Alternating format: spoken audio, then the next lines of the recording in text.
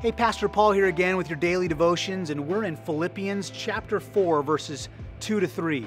And it seems like I always get the passages with some hard names, so let's try this again. I plead with, the Apostle Paul's writing this, I plead with Euodia and I plead with Syntyche to be of the same mind in the Lord. Yes, and I ask you, my true companion, help these women, since they have contended by my side in the cause of the gospel, along with Clement and the rest of my co-workers whose names are in the book of life. You know, just a few verses earlier, Paul mentions his joy and crown, and now he addresses, honestly, two thorns, so to speak, in that crown. He urges harmony between these two women and strongly implies they're at odds with each other.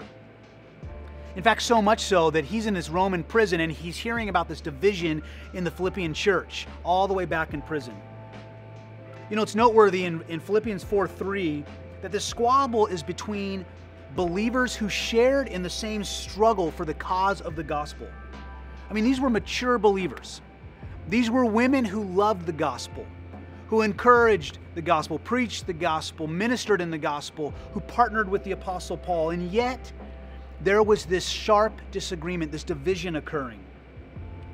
And I love this because Paul doesn't say that they need to agree. Did you notice that? He said you must not agree.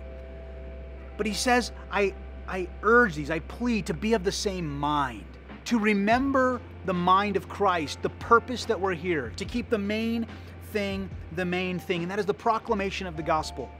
That people would know who Jesus is, the power of Jesus, the forgiveness of sin. They would see our life different than the life around them. And he says, I plead with these two women. You know, how often do you and I discount the small squabbles between believers in a local body? And we think it's just a small squabble. But to the outside world, they see that and they see this division occurring. They see these seeds of division in life, in our church, and how it can blow up to something so much bigger. In fact, I want to read to you and maybe even pray this over you. It's Jesus' prayer in John chapter 17. In fact, this could be called the Lord's Prayer because this is what the Lord prayed. So this is what Jesus prays. Just listen to these words. Jesus says, my prayer is not for them alone, but I pray for all those who will believe in me through their message. That'd be us. That all of them may be one, Father, just as you are in me and I am in you. May they also be in us so that the world may believe that you have sent me. I have given them the glory and you gave them to me that they might be one as we are one. I in them and you in me, so that they may be brought to complete unity.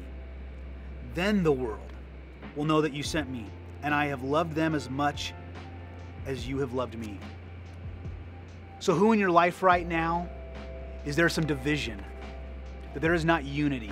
Not that you have to agree on everything, but to be of the same mind, to keep the big picture in mind, to keep the gospel in mind.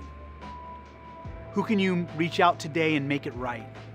To forgive, move through it, and be of the same mind so that the world may know Jesus.